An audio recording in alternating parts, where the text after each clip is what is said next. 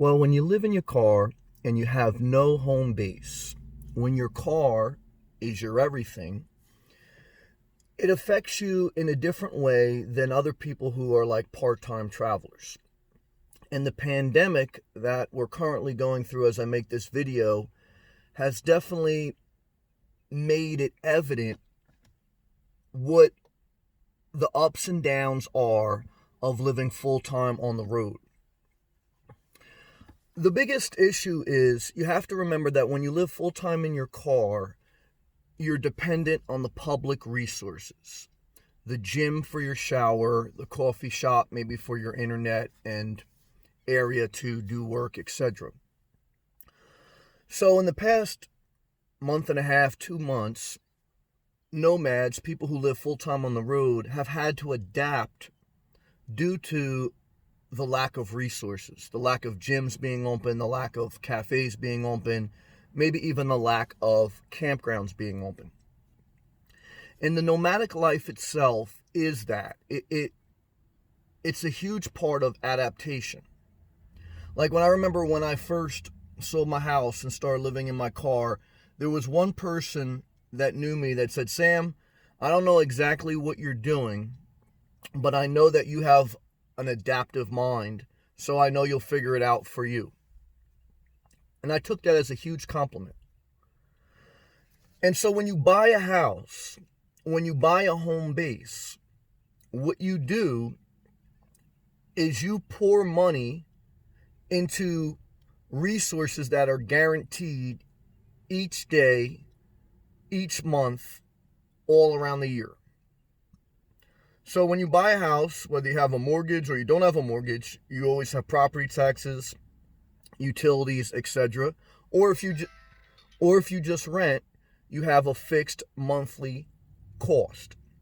So the money that you take and you put into rent or you put into a mortgage and property taxes and all that stuff, the money you're putting is you're deploying the resource of money every month to these things to have fixed resources. To have a place to shower, to have a place to charge electronics, to have a place to relax, whatever it may be. So without a home base, you're saying, I don't want to pour a certain percentage of my money, when money is a resource, I don't want to pour a certain percentage of that into a house or into a rental. I rather have more money, have more of that resource, only have to put a small fraction of it towards a gym membership or whatever, and then deploy my money resource in a different direction. And I will then sacrifice knowing I don't have a consistent place to get those resources, and I will adapt and figure it out. So I will adapt in not having a shower in my house every day, and I'll go either find a gym, or if there's none open because we're in a pandemic, I will go find a truck stop. I will go find an open campground. Now that has a cost with gas and with aggravation maybe sometimes. But not having a home base and living on the road, look at it like this.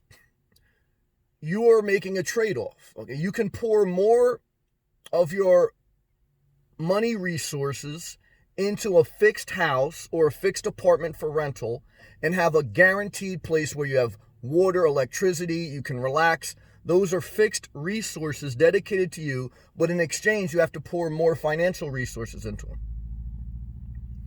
So you either go that route where you have a home base, or you go the opposite way, where you say, I'm going to take most of those financial resources, keep them to myself, or deploy them in a different area, start a business or whatever you want to do, just save, whatever, get out of debt.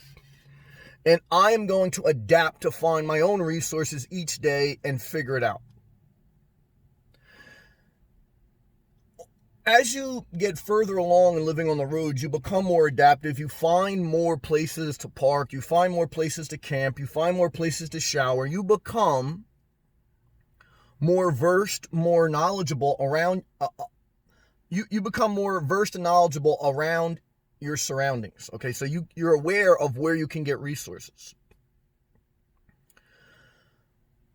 Is there ever a time where you should say, you know what, it's not worth me saving some of my money resource and having the aggravation to adapt to find other basic essential resources such as water, electricity, etc. And you say, you know what? Now I want a home base. I want to deploy more of my money to fixed resources. That way I don't have to travel around to find those resources. And again, a home base will tend to favor those who are older or when you get sick, etc. And again, now whether you rent or buy, that's kind of another topic.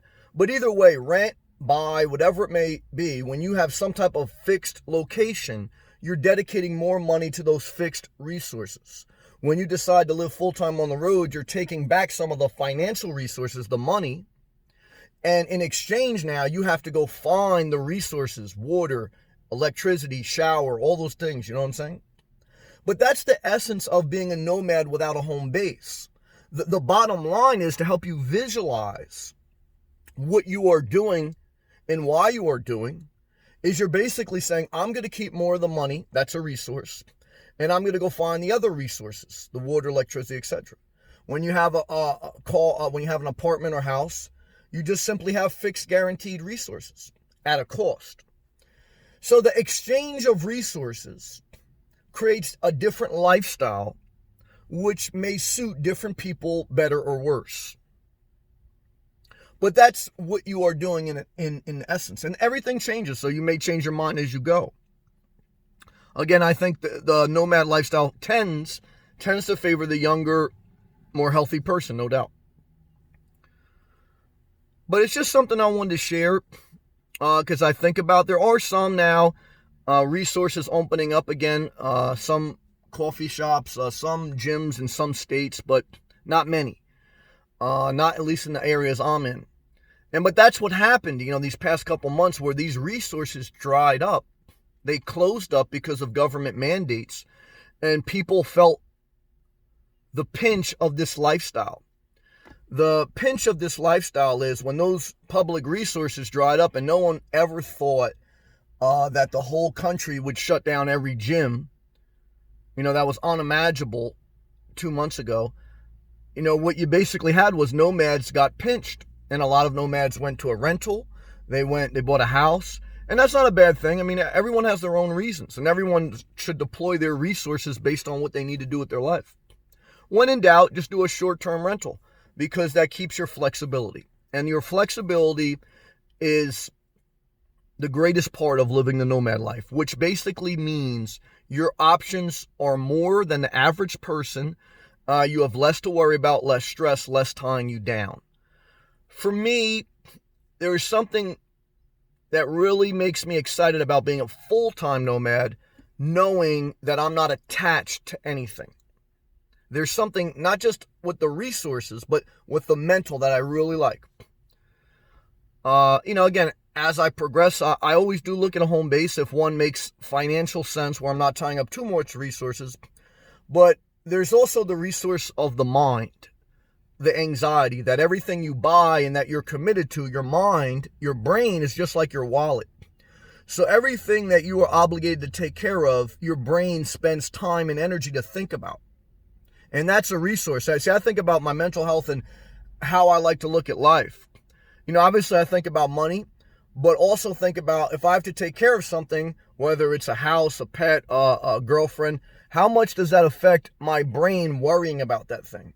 And that's why I like to live a detached life, because I don't like to have to think about that other stuff. And I don't want to be irresponsible. I'm not the type of person where I'm just going to abandon something. So it's just best I have as least attachments as possible, with the option, if I found the right home base or whatever it may be, I could, change if I needed to or wanted to.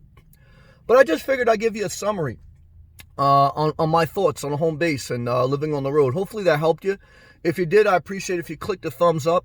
Subscribe if you're not. Click that blue join button if you'd like to be a member and have unlimited access to some of my member-only chats. You'll get a custom badge and custom emojis. And you can also check out my playlist on my YouTube channel that has hundreds and thousands of videos about living in your car and a variety of topics. Thank you guys for watching. Catch you in the next one. Stay as positive as you can. Peace and love.